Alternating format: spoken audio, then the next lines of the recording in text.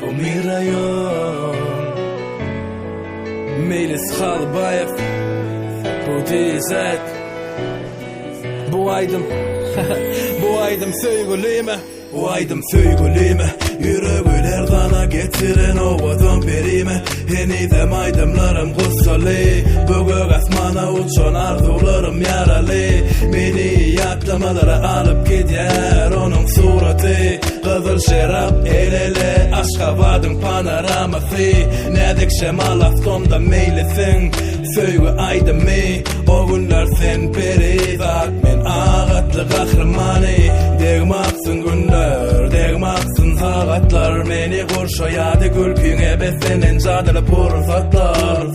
Kursakta yürek vururdu sen deyip, sen ki men deyip. Kete öykülep söyerdin, kete kabanıp keseki gözlerden. Ovadan gözlerini çiğlap, bolgusu sözlerden. Sen bilmedin, sana hiç aytmadım. Yönü sen mudamı mamladın.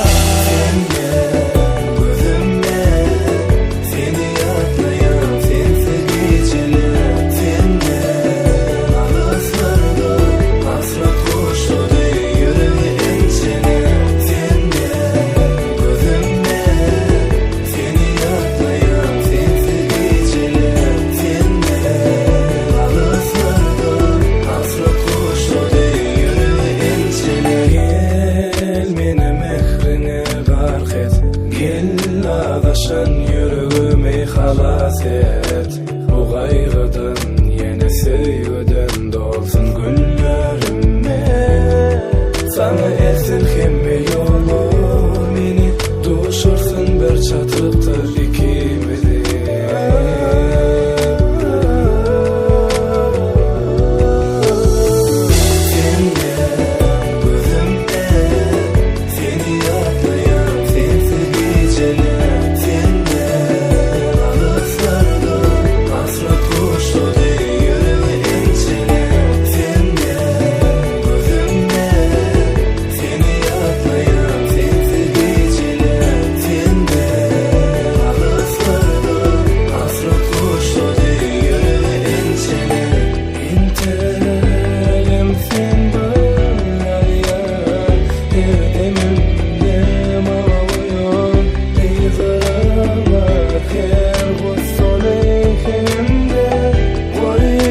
Yaşlarla gidersin yağmurlar, boyunu sana yatırsın bu güzel.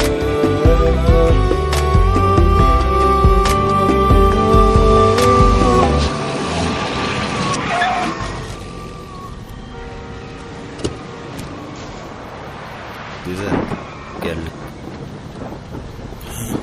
Şöyle mi? Aşkabat, ovadan akşamlar.